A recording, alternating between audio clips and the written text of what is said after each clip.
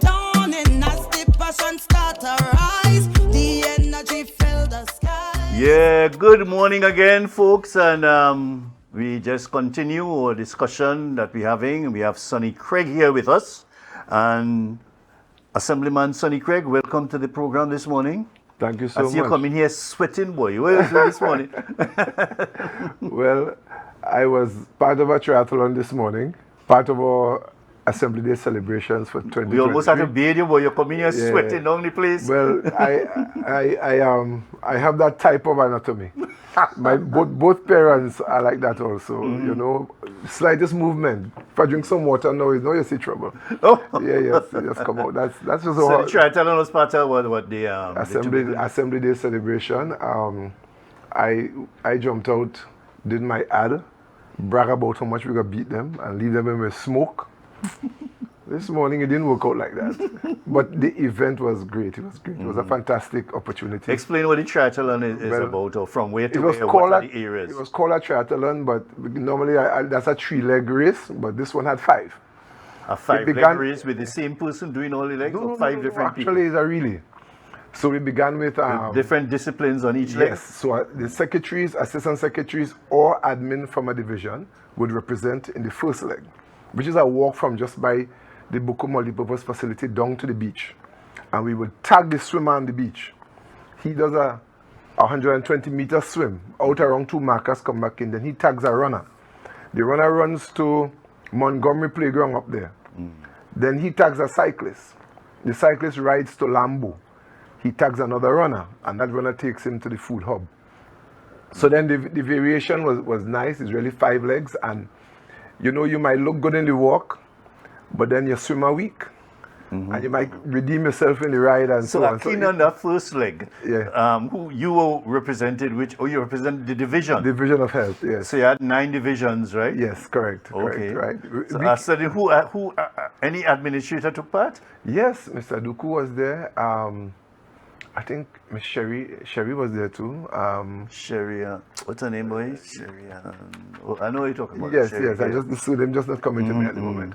I try to see the lineup. I have some nice pictures online. It's something that would be a talking point for the day, I imagine. So we could pull up the details as we go through the day. Yeah. But That'll be so nice. But I wanted people to have an appreciation of what actually happened, and Yes, you know, there are no incidents or anything like that, and you know. No. Oh, I saw some persons extended themselves, and whether I don't know if they were trained, they trained enough for the event, but I saw them being resuscitated, and I imagine that it's just a matter of catching a wind, you know. And I saw one guy lying down on the road after he came off the bicycle, lying on the pavement in Lambo. But I saw him later on walking But he didn't crash or anything. No. He just felt that he just. Yeah, he was actually my rider too, but he really pushed hard, you know. He came with a mountain bicycle. The other riders came with these thin line professional racing cycles. So they're much faster. And avoid the resistance of the wind. And yes, so they were in long before him, and you know, I came in 8. Our team came in 8 out of 9, and but it's all in good fun, you know. Bragging rights, picong. And your team was health and social development, protection. Social protection. Yeah. Health, wellness, and social protection. So the aim of this triathlon, so-called triathlon, was to do what? Just to bring people together, or to have a greater camaraderie within the division. Definitely, and you see, well, where we are as an island, many times as a THA, we might be a bit divided because, you know, people function within their tribe, their division. And these events, you know, we come together and we have fun together, and we get to meet people from the other divisions. You know, there are people you you're working THA, and somebody else is working THA, but you might never meet because of where you work. He's working in the quarry. Somebody else is working in the division of settlements. On a day like this now, you get to meet them and have a more intimate connection with your co-workers and so on. So it's a great initiative. I like the idea. And people getting exercise as well. You know, it's like not like playing giraffe or something like that, you know, or even cards, you know. People get a chance to exercise and keep the adrenaline running and keep the blood circulating. There were people in the movement with the teams who were not even competitors. They just came along for the opportunity. And you know, it's a challenge we might have in Tobago over time, where we will see the results of inactivity. So it's something that as a division we want to encourage as much as possible, at least in the division of health. We want to encourage that kind of activity, movement. And let me get out of this sedentary lifestyle where we're sitting and just hardly walking about the place. We just move from the office, sitting down, drive into a car, drive back up below the house, or get into the driveway and get inside. You know. Yesterday I was listening to you and Mrs. Williams and Sitika, and it reminded me of the distances we had to walk to get things done as children in another generation. And when I heard her speak about walking from Plymouth to what's it by Karut? Yeah, by Karut. Yeah. Buku, somewhere there. And that was normal. You know, I grew up in Buku, and them days can be about having a cooperative. Mommy would give me the bag and a list and the money, and say, go up to the cooperative and bring this to me. And simply, just like if you just up the road. Right, you get up in Buku and you walk up to Canby, you buy her stuff, you walk back down, and she double check everything and check the change and everything. And check the change. And everything. So the advantages of science and technology and the world we live in. And you know, some people had that issue of you're walking a great distance to go to school or to go to town, and there's another walk you have to do before you go to school. Is to walk to the garden, which sometimes just be a good distance away. And you know, and to change the animals, and when they're missing, you have to go find them. So all of that before you go to school. You know? I think some of them principal at them time they making joke, just meet to school early. You know, I think those of us who born before 1970. Could really do a decent comparative analysis of from what might be just a post-slavery lifestyle onto where we are now, where science and technology is so far ahead. We came from dirt oven right up now to the electric stove. There's so many comparisons you could make, and we watch it. We came from the big back TV, and now everybody have a television in their hand. Yeah, boy. Yeah. I remember as a child, when one person in the village have a television, everybody get up. Boy, especially like when cricket playing or something, or international cricket. When Ali was fighting Foreman and Fraser in those days. So it's a nice comparison to make, and I've been able to do that comparison in a lot of things in life, politics and all. I've been able to. And you're there with your Philips radio, boy. Yes. The tradesmen especially always had the radio hung up on a nail. Boy, to listen to the cricket. Listen to the radio. And when Sober's out, like all fall down. Right? that was a great time. And this boy in Trinidad, a lot of people had TV then. Noriga 9 for 99. Yes. And them fellas, that kind of commentary on those kind of matches, you know. Yeah, and that fella sing a nice calypso on it. Yes, I can't remember the guy name. But let me get back to this program that we normally out to. You're just part of this program, Beneath the Surface. You're a member of the Tobago House of Assembly, and tell us a little bit about your life. You talk a little bit about it earlier. You grew up in Buku? Yes, I grew up in Buku. My parents are from Lekoto, so I always like to bring one from Lekoto and one from both of them, Craig and Grant. Okay. You don't get more Lekoto than that. Yeah. And how you end up in Buku? Well, after Hurricane Flora, I wasn't born as yet when Flora passed, but after my parents got married in 1965, they moved to Old Road in Mount Grace up there, and then they moved on to Buku Road because my father worked at the Division of Health, coincidentally. I'm on the Division of Health now. And he was stationed to work in Buku, and he found a more reasonable place on Buku Road, and he accepted that rental, and the family moved to Buku, and we never moved out of Buku. Oh, so eventually they eventually acquired the area? Yeah, but Daddy bought property in Buku, built a home, and I grew up in Buku as a consequence, you know. Yeah. But how life was in those days? Oh, beautiful. As I was saying earlier, we experienced the best of. I had the privilege of living on the edge of an estate, which is Buku Estate, and we walk through the estate to go to primary school. That means you're meeting guava, mango, the whole works. You walk back home for lunch sometimes and walk back to school. Which is not Buku School then? Yes, Buku School. Buku School? Yeah, Buku. People teased me for years. And when I say I went Buku School, I say Buku and no school.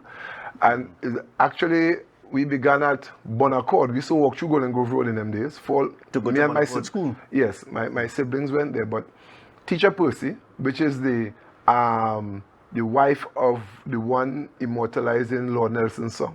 That Teacher Percy, his wife was my principal in Booker School in the late 1960s. And so she had us in a board structure up on Chan Street, which dual as a Pentecostal church on a weekend. So that was an official school? Well, it had to be because I attended school. 2 teachers managed the entire group, and very strict disciplinarian teacher per se. But you know, you had the mother figure in her. You had a feeling that because she was very adamant that parents must come to PTA and so on. So that school, we stayed until about on Chan Street? On Chan Street, right. I never know that. Yeah. I thought the first school, because people used to tease Buku people and say, I know school. Right. So if you went Buku school. Yeah, man. I went there from So the school 1969 to about 1972. We built the school that we know now down in the street. And we had teachers like Quinton Calendar, Royal Carrington, Fulton Alfred. I don't know if you know any of those names. Of course. Michael Duncan used to come to teach us because I used to sing in the choir. And the school was good. In my opinion, it was a great school. Teacher Percy was there, and she used to negotiate sometimes. You know, she say, "Why did you hit so and so?" When they call you to the office, and if you could explain yourself well enough, and I was gifted in that area, I got away from a lot of licks because I wasn't violent, but sometimes things happen. So all in all, the time in Buku School was a great time. There were times. You never run away to go on the reef? No. My parents were that kind of parent. The village knew me, and they knew the standards my parents had. So if I was doing anything like, say, I take a chance and smoke a cigarette or so, they would know. I don't know how they would know, but they would know. But I never took those chances because days when the village really look after a child and a boy. I saw children in my time in school run down to school in the morning, bare bottom, to come to Teacher Percy because they think their parents beating them too much. I remember being at the school gate. We used to get there early, you know, you couldn't go to school late. And Teacher Percy pulled up with her car. And while she was trying to open the gate, we heard her crying coming. And when you look up the road, there's a partner of mine running, coming down in his shirt alone. And his mother is walking behind him trying to catch him. But he's running breathless. And he hugs Teacher Percy. And as he hugs her, the mother gets close. And Teacher Percy said, "What's going on here?" The mother said, "I tried to wake him up to clean the pig pen and he wouldn't get up. And he's bruised there." I could never forget that side. I was maybe 5 years old. He's bruised, more like 7 or 8. And he's crying. And Teacher Percy negotiating with the mother and said, "Oh, God, you'd rather beat him so much, ting. And Teacher Percy took it right down. The boy went back home. He had to get a little patching up, a little plaster here and there. And he came to school that day, you know. So that was the only child or something, or? I can't recall. But I never forgot that incident because it stood out in my mind. Yeah. Interesting teacher. I know those 2 teachers quite well. You know, yes. Teacher Percy and mother and husband and wife, I should say. Yes. Yeah. So you went to Buku School, and then where you went after? You were involved in church and sports and that sort of thing? Well, more church than anything else. More church than anything else. I went to Mount Pleasant SDA Church first. Then I went to Canaan SDA Church. My father worked with some guys in the estate in the Division of Health, that was County Council, and they asked him to come to Canaan, and he went to Canaan, and I've been there most of my life. I was there as a teacher when Dwight York was in Vacation Bible School. I remember those children, very energetic. In those days, you know, when school closed, you're glad to have a Vacation Bible School to send all the children in the village. And I spent most of my life in Canaan. My wife came from Canaan. I visited Buku. Of course, when I was a student at Signal Hill, I would break beach and go on the reef. Now, when you asked me the question earlier, I was in primary school. Now I'm in high school. And so what was the fun in going on break beach and going on the reef? No, there was something from about Signal Hill. Yeah, but there was something about the school in those days that to me the program wasn't together as yet. Signal Hill had opened in about 1976, 77, somewhere there, as a senior comprehensive.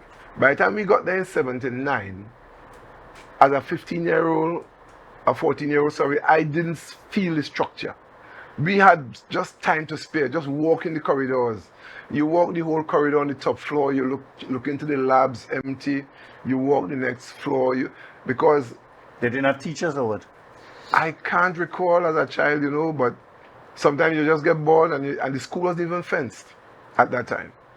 So we just used to walk down. This time the highway wasn't complete. It was a dirt strip, the highway. And we would cross the highway dirt strip, go down into Lambo, down Moses Hill, catch a bus, and go home. This time it's 11, 12. You eat something and you go down on the beach. You catch a reef boat, you go out there and you're showing people the brain coral and the fire coral. And as a young fella, a book boy, you learn things and you're teaching as you learn. And that was exciting for me. That was exciting for me. And then I suppose you went into business and so on. That's where I kind of catch up with you and realized that you had a hard way, I think. Yes. Well, of course, after O-levels, I went to work with Deborah Moore McGinn's. Oh, yes. I used to be her messenger for a time. And every Thursday I was in Trinidad doing things on her behalf, meeting really nice people who are part of my network still. From there I left. I tried my hand in America. I remember the 1980s, everybody was going to America. So many people who left during that time never came back. You know the era. I came back. My parents were here and I had friends who wanted to come back, but if you came home in that time, you're hardly likely to go back because you overstay already. Time. So when my first 6 months was almost expired, I said, you see me, I ain't joking with the American people. Nobody deporting me. I going back home. I went home, came home. I joined the lifeguard service under Mr. Baker, and I served as a lifeguard for 2 years, and then I applied at TSTT and I was accepted, and I spent 13 years there. When they made an offer of a retirement package, I took it and opened the hardware store. Okay. So that is where I got to know you a bit better. Yeah. That was exciting days, boy. Yes. When the young people of that era, a couple years ago, 40 years ago, 30 years ago, just was trying to do things and to be a little ambitious and put your hand on different areas. This kind of drive, especially when the THA came into being. But that was a nice time because I remember as a teenager, I remember 1976. I remember the highway being built. And where the new gas station is now, Spring Garden, I remember Mutil Al Moonan had all his equipment piled up there. As a student from Scarborough Seki, would walk across there. And as boys, Vaughan Edwards, Andrew Kodjo, Ian Belgrave, we would stand up by the equipment as boys. And first time we seen a truck tire bigger than us. And we would walk around the yard and just mope around, and watch the highway built. And I was able to look at the politics from that time also. I was able to see and make the comparisons because I remember traveling to Trinidad with the school choir, with Teacher Percy, Royal Carrington, Michael Duncan. They were taking us to Trinidad. And I was watching a Trinidad development as a child. I saw new buses. I never saw a new bus in my life. Yeah, they never used to send new buses to Tobago. They used to send new buses to Tobago. They used to send some old Bluebird and there's another popular name, but there's a conductor walk down the aisle with a pouch in front of him and he'll punch a hole in your ticket. And from that time, I saw the difference from when Robinson and Murray came on the scene, right up to 1980 with the establishment of the THA. And I was able to do comparisons and I saw the growth. I witnessed the growth and I also witnessed a certain type of Tobagonian who is rare. That Tobagonian is, I saw in the politics where the PNM put on some fantastic campaigns. And even I, as somebody who never supported them, I said, well, this time we're losing. They would bring up loads, the boat would come up loaded with supporters from Trinidad. But Tobagonians had a way of thinking because they understood. They could have seen the journey. The importation of the support. Yes, and the place was ram out with the red. I don't even think red was as dominant as it was. Not in that time yet. Yeah, different areas had different colors. The foreign support. And you saw the foreign support. And people, and I think Tobagonians sat down. And it's in the recent election that brought us to power. I saw that kind of Tobagonian resurface. Because during the 6-6, when it appeared as though the conversation that the Chief Secretary took to the PNM at the time with 6-6, let us share power. And you would see that they hold on. Because like somehow in their genes, they don't know how to release. And the people are watching. So when the results came in at 14-1, I was not surprised but I was so impressed that we returned to that kind of thinking where you can't hoodwink us. We're seeing what you're doing. So during the 70s, 80s, I watched your growth. I watched you guys come to power. I watched you all function. And I saw election after election when we kept on winning. I even heard the conversation where Mr. London, when he came to power, I saw the progression and I knew it was going to happen. The thing is that the first thing they did was to develop what they call a Tobago Island Council. Because they realized the patriotic thinking of Tobagonians was because the party was run from Trinidad. It was run from Trinidad. Totally. And it took them more than 20 years to realize that Tobagonians would align themselves with strong Tobago leadership. As a kind of Tobago-ness. A Tobago-ness. And this is the weekend to talk about it. A Tobago-ness, if there's such a word. So then they formed the Tobago Island Council first thing. And they told Mr. Manning, stay in Trinidad. Mr. London said, we're going to win this as a Tobago arm of the PNM. A total Tobago effort. A total Tobago effort. And I can tell you too, I remember when, because the people in the party told me about it, that they had a big issue with Manning wanting to speak after London. Right. And that didn't happen. They said they're not allowing that at all. And Manning was vexed and threatening all kind of thing and so on. And Neil Wilson, Calendar, Orville, and some other hierarchies of the party, I was told, they insist and put on their foot. You're not speaking after Orville today. And the tide was of such that they couldn't make any mistake to appear to be Trinidad led. Yes. They couldn't make that mistake. And so they maintained that illusion of being a Tobago thing. But after the first term, there we saw, I remember being in church at Sabbath and we were having lunch. And while we were there on the side of the church, a good friend of mine brought Mr. Manning into the churchyard. And we said, isn't this the Prime Minister? And he came in there, we prayed with him because even if I don't support you politically, you are the Prime Minister. And you need God's grace to do a good job. So we prayed with him and he went back house to house campaigning. That was how desperate it was after Mr. London's first term. And they made some moves after that that sought to solidify themselves. That's why it took us 21 years to move them. Yeah, definitely. But how are you making out now as a member of the Assembly? How are you coping with being a representative and coping with the demands that they put in, the requests and the demands they're putting on you? I'm enjoying the experience. It's not easy. But you have mechanisms and procedures to getting back to people, ensuring that people in your community, helping them deal with the issues. All the communities have issues, Well, the challenge is this, right? Because being new, because many times you could be in the environment of politics, but until you sit in a particular seat, you will not necessarily understand and gravitate to the demands of the job. And it took me a while to settle in. But I think where I am now, I'm feeling much more comfortable.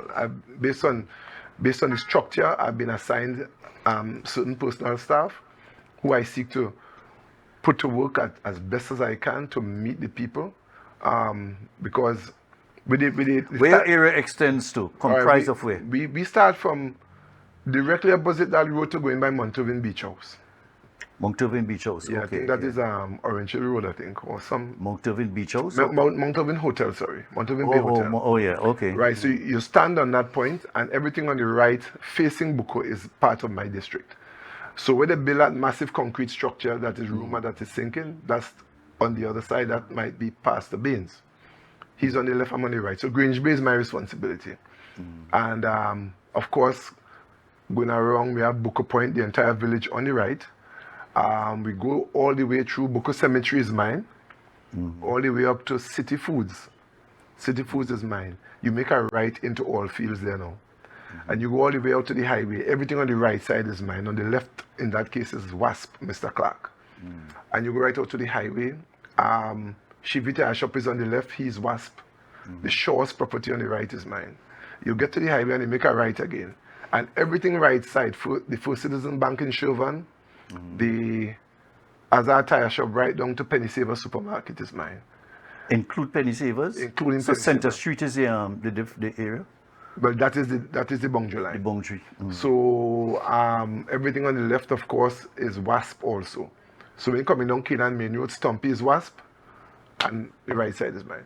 And from Penny Savers now, you go into Center Street, and you take a trickle line through the estate to No Man's Land, to the lagoon. That's mine. No Man's Land is mine. And then you go along Buku Beach, right back up to Mount Irving. I don't know if you could brainstorm what I just Of course, I know you're talking about those areas, my hunting and diving ground and snorkeling and research ground for me. Beautiful, beautiful. So that's the nice area that I have to.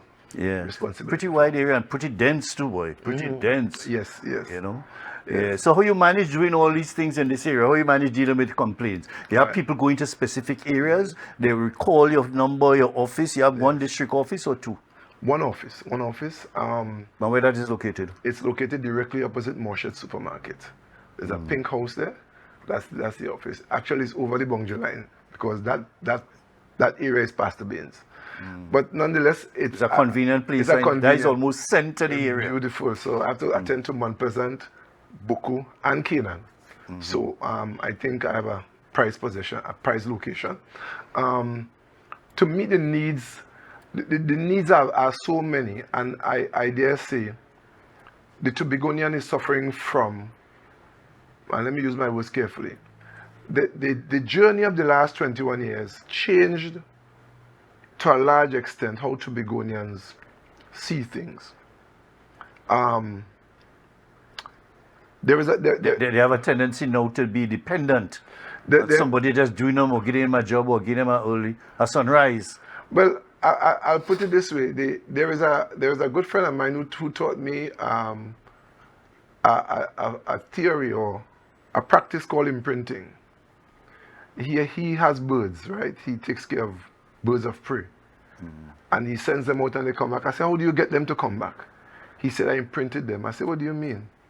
He said, "The birds realize that regardless of what happens in the wild, once they come back to me, they get a food." So, and politicians use that also, right? So what we have in Tobago is that, and I don't think it's a large percentage, but there is a percentage that I believe that we need to work with, and just to show them options in getting ahead in life, yeah? In the absence of that, the point you just described will obtain, you know? So, the fact that we won the election so convincingly, it shows that the challenges we have with our people, the catchment group is not that wide. Because once people understand the issues, and I think that's where we're heading, we will need to be continually educating the people. And this weekend is a great weekend to really put some education out there. I was able to be a part or to witness the youth debate yesterday morning, to be in the house. And I was so impressed. And I'm hearing in the conversation. Secondary school children, right? Secondary school children. I'm hearing in the debate critical points being brought to the fore that the average Tobagonian sometimes doesn't realize. They were able to explore how we became in union with Trinidad. They were able to bring out forcefully how we are an older political civilization than Trinidad. They were able to bring out the economic powerhouse that we were as an island before Trinidad, and as rich as a Tobago planter. When I heard one of the children say that, because in this region, the Tobago planter was the guy every other planter in the region wanted to be like. So I was so impressed with that. And then something else got me, hit me kind of like so strong. Yesterday afternoon, I was at Pigeon Point where they gave out the awards for the arts competition. And although Signal Hill Senior Conference or Signal Hill High School took a negative rap because of the fight during the week, the winner of the competition came from Signal Hill. It was a kind of like, look at this. And I hope Signal Hill children could be motivated by this. I mean, that was such an unfortunate thing that we were looking at online. It's a wider community issue than just children beating children, you know. But the fact that the winner And there she was elated, man. And a teacher was What she there. drew? What she But drew? she did a nice painting, but I'm here and I'm seeing all the paintings. I'm trying to pin down which one was hers. There was one with what looked like a ballet dancer, and there was one of these folktale superstitious characters behind her. It was a real Tobago centered piece, you know.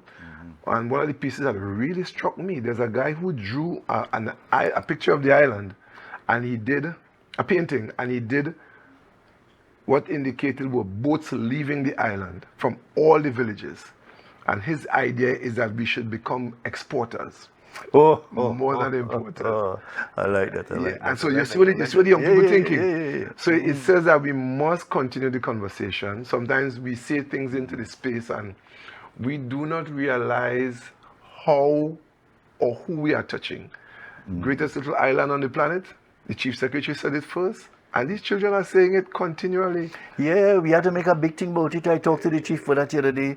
We had to have some, either we print jerseys, booklets, and all kind of thing. Yeah. To be the best island on the planet, Yeah. you must be punctual. You must be effective. You must be, and you put those last things in Yes. bold Yes, on the yes, thing, yes, know, yes. so that people feel that they have a responsibility to be part of this big drive. Yes, to be yes. the best little island on the planet. Yeah. And And it's for number thing. I sit in the company of the chief from time to time, and I know that these things are coming on stream. They are coming on stream, and I know once, but already, without that level of marketing that you're suggesting, it is catching on. It is catching on, and I hear people who I know are committed to the other philosophy in politics saying it. You understand me? And it says that once we can internalize it and we could conceptualize it, it will become a reality. Yeah. I see. That's one of the big things that I like about this administration, and that mantra, you know, and it cuts across all parties, you know, to be quite honest, you know. It's not a political thing for a political party. The best little island on the planet, whoever is the administration, let me work towards that. Yeah, because and there is something in our relationship with Trinidad that seems to suggest that some voices believe we must be somehow following Trinidad. And you know, we are really sorry to disturb, but we have to take a break now. They're telling me that for the last 15 minutes, but the conversation flowing so nice. So let's go for a break. Folks, we're coming back soon after the break. Yeah, as we were saying, Sonny, one of the issues that we have here is getting assembly people to respond adequately, efficiently, effectively to the needs of the communities. Some of them in some bad, some of them are some real serious needs. Some is health issues, some is infrastructural issues. They step going up to the place, they're flooring, bust through. They have a piece of cardboard on the ground and all that kind of thing. The house out far away. You know, one fella blind and he outhouse far away from him, you know. Roof leaking, them kind of thing. Since I've been it's 2 years now and some of these things ain't attended yet. Well, you'll be surprised. Not be. I mean, they start, but they start late. I'm in the division. I'm in the division of health. And I know I could relate to the needs as you're describing them. I could relate to the fact that Tobago right now, but a lot of us enjoy a decent standard of living, a lot of us, but there's a percentage of us, which I can't really put in a figure, that are really struggling. You're telling me? They're really struggling. And a lot of it comes down to where we find ourselves, and not where we find ourselves, but where we are financially as an island. The secretaries, I am in their presence. And I tell you, if they start to answer calls sometimes, nothing gets done. Hold on. I know you're coming at me. Nothing gets done. And I would encourage, because the assistance that could be put in place, and to get the communication levels up, I would admit that. But this journey and what we inherited is not an easy journey, because unless over time we could break down what we met, and seek to have the Tobago public, the national public, understand what we are dealing with, and that will come. That will come. What I would do is ask the population to have a little patience with this team. We admit that we are first-timers in the chair. As I said earlier, sometimes you are wrong the politics, and you could identify certain things, but when you sit in the chair, it's a different perspective.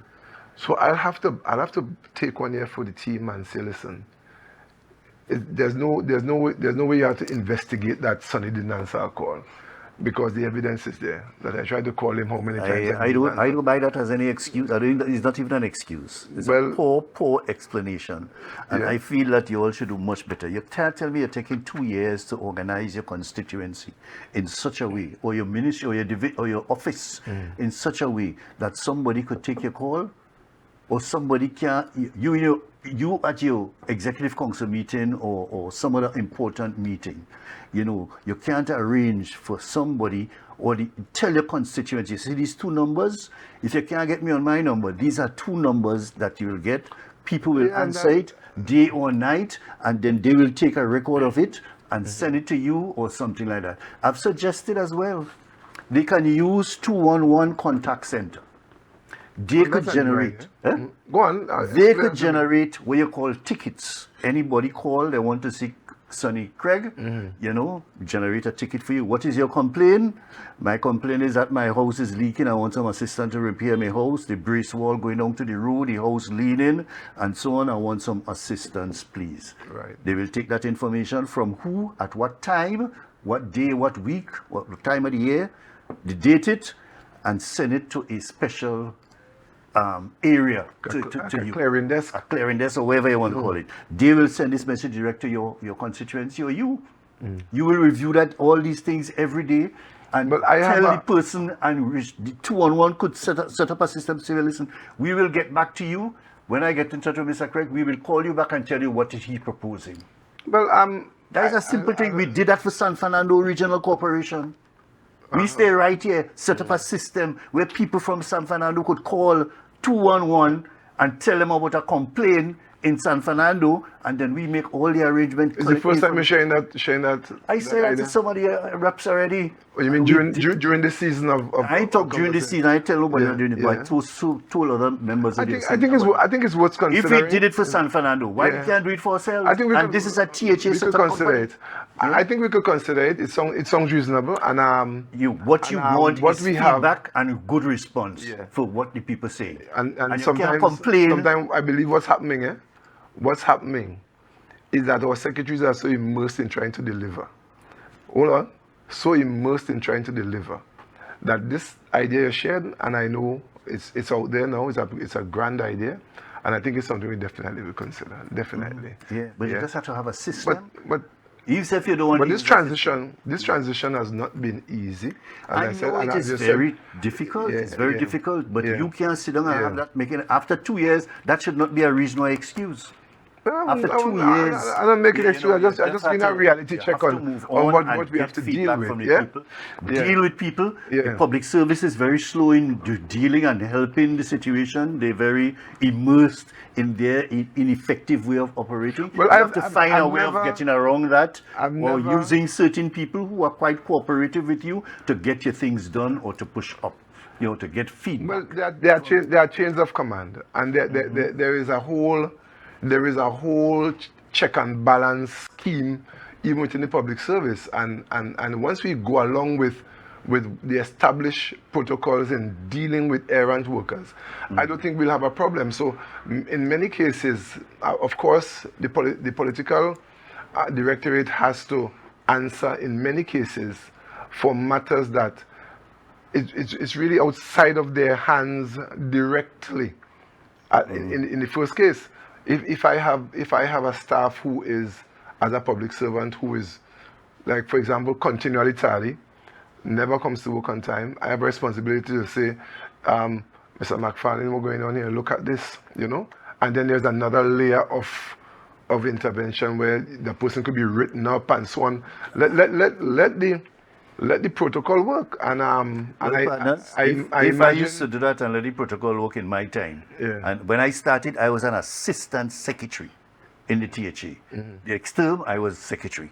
But what I'm making, at that time, for example, Plymouth School and Bethesda School and I think Blackrock was saying that the benches mashing up. Them benches are since mostly 30 or 40 years before. The benches on the school mashing up. Education said they have no money to buy any benches right now. You know what I did? Me ain't worried to go to works. I just go by a fella called Niles or Isles or something at URP and tell them, listen, I have some problem here, will you help me? This school has some benches, some of them beyond repair. See if you get some material and build them back, join them back, straighten them up, clean them up, shave up the top and thing, because all of them had some dirt and muck and thing on top of the desk. Children was right on them and dirty them up and thing. We had a truck. I take one of them truck in agriculture. He take his truck in URP. We go down, we load up the thing. They send all them broke up benches to URP. But I feel we had to go through this system, me and you. And just have to find ways. I doesn't take any excuse when people say they have no money, you know. I just find ways to get around the whole thing. You know? I want you to do a sector study report. You're about to go in your pocket to run a division? You have to do that from time to time, but at the same time, I want you to see what is the state of agriculture at my time. But listen, we wanted to do an agricultural sector study. The first thing they tell me, they have no money.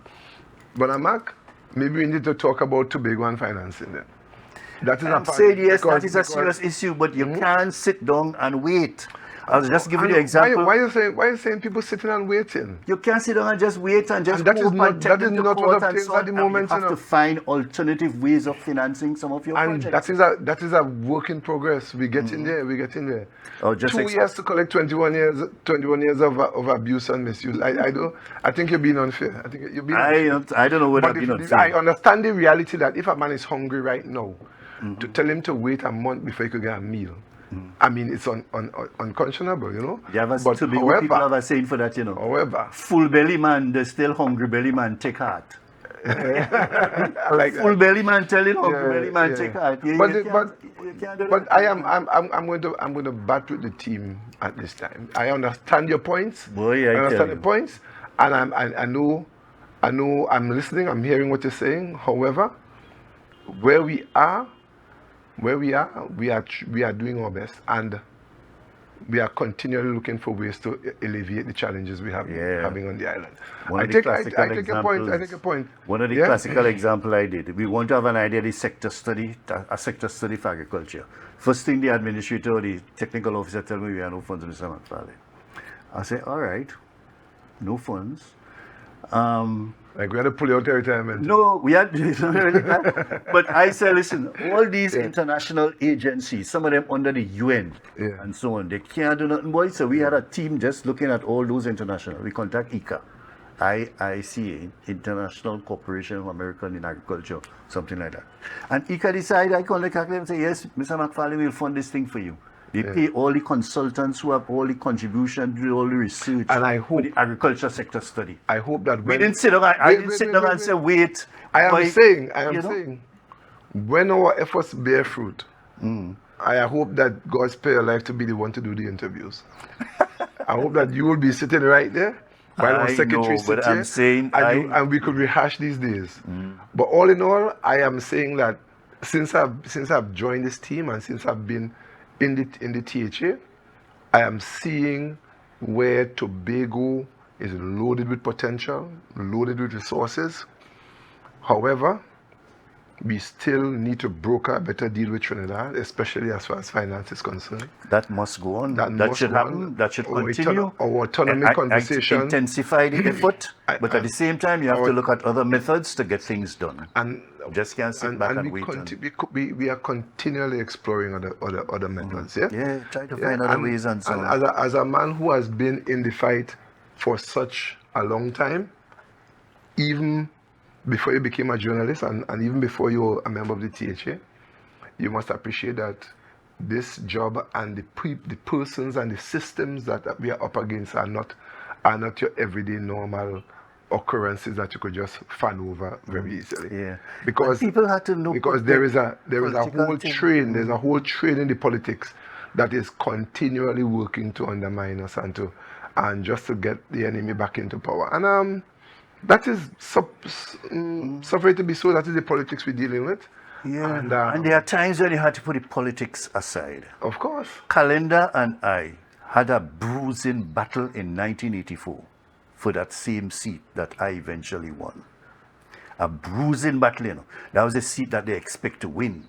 I had this young boy, 23 or something years old. They said, Gerry, you have to contest and find a way to beat this man. I had a team and it Alfred and some other people and thing, and Rennie Dumas and others.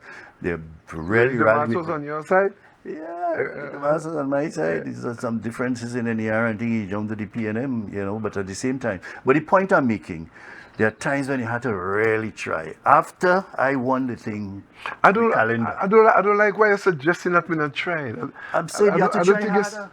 I'm talking about and we will not rest until Tobago gets its just due.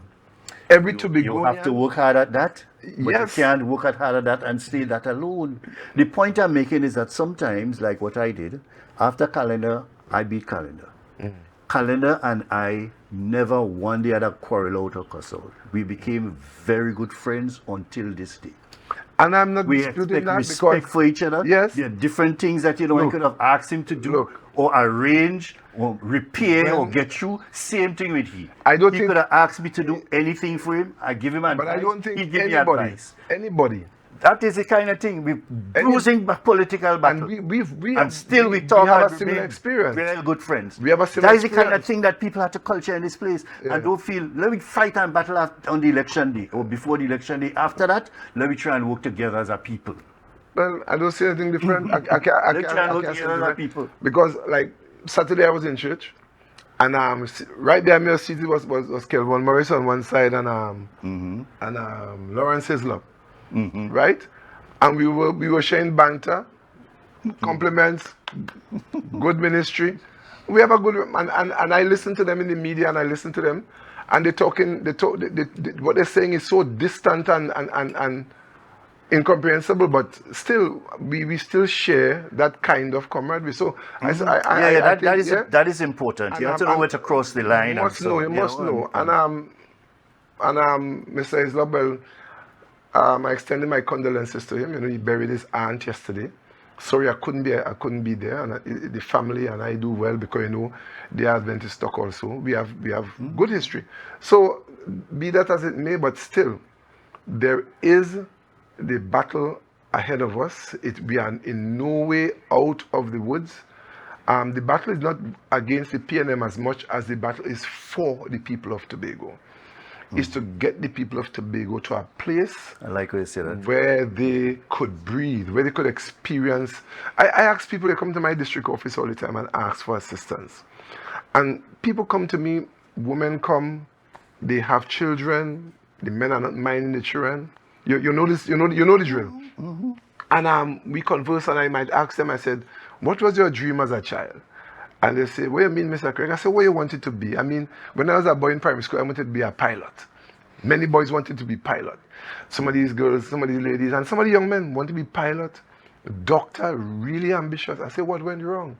And they would tell you straight up, I got a child when I didn't plan for it. Or my daddy died, and as a result, mommy took me out of school. And so we have a lot of, the social challenges we have, we're not born just like that. People are living the life, the best life they have. And sometimes people are cornered and they're hungry, and the only thing they could see is the pawpaw across by your fence. And all of a sudden now they pick it and they feel justified in doing it. Yeah. So we have a society that has been shaped over time, because you might remember, I remember when mommy sent me by Miss Punsi to drop a piece of cloth to make a dress, right? So then she might send a bread too. Miss Ponsi will send back 2 zabuka. And we live in a kind of way where, you know, people, we didn't get all the social challenges we have now. But we need to restore the village. We have a lot of work to do in restoring the village and restoring these positive hallmarks that we held dear as Tobagonians a generation or two ago. So As we close, there's a particular Tobago saying that I find it another one that I have. They say, beg water can't boil kettle head. You know what I mean? You can't beg people for water enough to get enough water to boil kettle head. You know kettle head big? Yes. So when we try to force and beg for some financing, well, we're entitled to, of course, to request as required by law. Some people thinking that you're begging, but at the same time, you can't beg for water enough to boil kettle head. But you can't beg enough for money. You have to find a way to use other resources to get the water to ensure the kettle head boil. But do you know that if the Tobago people, or when the Tobago people come on board fully with this struggle, we will not have to beg. We will not have to beg. Let's pray and work together, because sometimes in the conversation it seems as though when you come, like, people are critical of the THA for seeking to take central government to court to get $160-something million. And in my experience in the politics, Trinidad politics likes a Tobago politician that wants to sit down and converse and want to sit down and negotiate. They like you like that. Because the tricky Dardian comes out in them. I'm talking about politicians. I'm not talking about my good friends in Trinidad, the average man. I'm talking about that little group of people who lead. So sometimes that is why some of our politicians had short political lifespan. Because from the time you get up in their face and say, listen, you signed off and voted to give me X dollars in the 2017 financial appropriation, right? You signed off to give me that. You short me by 50 million. And I'm just supposed to sit back quietly and just go along like as though it's nothing. $50 million, $160 million could make a big difference in Tobago. And we cannot sit down and smile and play friendly. It doesn't hurt to use the system.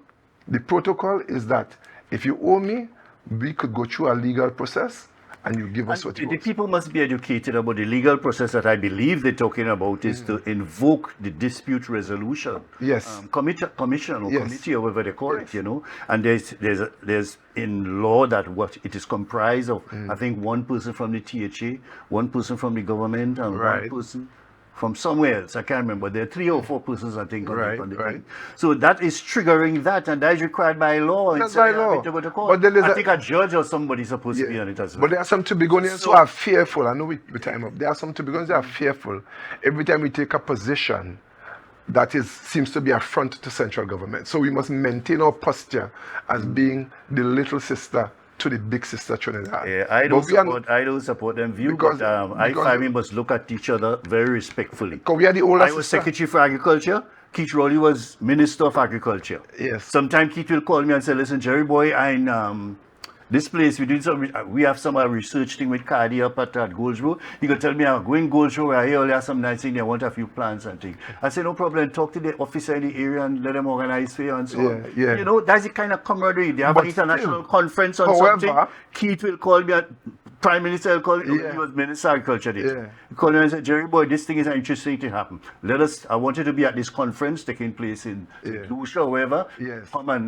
Come and see what is happening. And that was the kind of relationship. We were 2 different parties. But does that mean that as a consequence you're going to allow him to run roughshod over you? It never happened as far as I'm You cannot allow it to happen. Me and Chairman Denul went down, and 2 other people, I think Alan Richards and whoever, went down and we sit down and talk to Manning. When I tell you funding, all the thing called funding problems like we had in the early days, what were you talking about?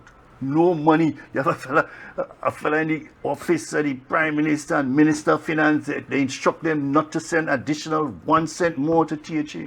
When we couldn't take it anymore, I tell Chairman, call the Prime Minister. Let me see if you could arrange a meeting. We want to discuss some serious matter. Call the Prime Minister, Manning say, listen, Chairman, how can I help you? How can I help you? You know Manning already any friendly style. Say, well, you want to come down or you want me to come up? Just like that, over the phone, we say we go come down. You only want to come down on Sunday? Yes, we come down any day you comfortable with. We go down this Sunday. Me, Alan Richard, Chairman the Noon, and who else? Benny Armstrong, I think. But then do you notice... And after that, the situation has changed. Yes, but because we make a serious attempt to reach out. But why are you saying the situation has changed as we sit here? The situation changed at that time. At that time, for that battle. That's right. But the war is not won as yet.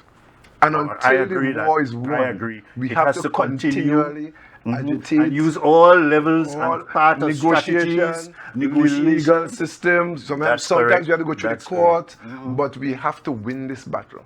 You have to. Create the greatest not just win, but you have to resolve the issue. Correct. When we start talking about better word. You have to resolve the issue for the benefit of the people of Tobago, particularly. Yes. You have to resolve the issues that we have. Yes. And you have to have a serious discussion, put people sit down and talk and have a drink and relax yourself and then have a serious conversation. And then again, you're dealing with different characters. Yeah. You're dealing with different personalities. And you have some serious conditions that you have to deal with here too. And we have is a whole network. It's like a moving target.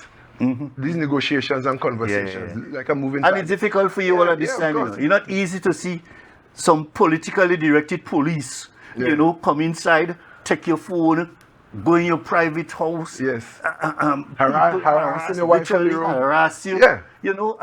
That is political, trouble that they're looking at. And having the police do this kind of thing. So many other issues police, I think, could have intervened. They intervened. But they make this a big political thing to come and embrace. So you really have some challenges in terms of situation. Different to when sometimes, boy, to make peace, and to ensure you have progress, you have to sometimes put these things aside. My daughter have a nice thing, she does say, just put them to the foot of the cross. Let God deal with that. But we have to move on. We have to start. We have a couple 100,000 or 1.5 million people to satisfy. We are the official, you all are the official representatives of the island, You are the entity by law, has certain responsibility. That's right. And the Prime Minister and them have certain responsibility. Let me put it together now. Forget all this bantering and thing. Put them to the foot of the cross. Let me move ahead. Time is running out. How could you forget? What means you say something? You say something. We're gonna be here whole morning. We are. Listen. It appeared at one point that Ho Choi Charles, it appeared, would have been the one to break the yoke. Yeah, it appeared that way. But we break the yoke with respect to what? With respect to Tobago not being treated fairly. So he took bold steps back in those days. That was in the late 1990s, coming up to 2000 and so on. He took some bold steps, and it didn't work out because apparently it was not the best strategy at the time, right? But we saw with the Ring Bang Ada, all those things pass through the political space. I'm still wondering, because there are a lot of people who are in the politics who have this view that Tobago must wait indefinitely. Because we waited through Big Art, APT James, Murray, Robinson, Jefferson, Dinoon, Ho Choi Charles, London. Here we are, right down 120 plus years in a union where we are not being treated fairly. And there are Tobagonians who, because of our nature, has been a peaceful people. We could be peaceful and yet agitate respectfully for what is ours. And I don't think we should ever surrender that, because sometimes the conversation seems to suggest that we must just go along until when? Yeah? Now that guys like you are around, your generation, you have not given up the fight, I know that. And I appreciate that you are here this morning and you are still agitating in your own way for the best for Tobago. And I hope that you never come off that platform. I hope you always stay on that platform. I hope you want, I know you want the best for Tobago, and so do we. I take your comments with all humility, Yes, and so on, and I just feel I'm doing God's work, but I really had to put my Tobago population first. yes, I just feel that with the struggle that's been going on so long, we have to do whatever is required. Yes. We have to press ahead, you embarrass people, you suggest things, but we have to let peace work first. Yes.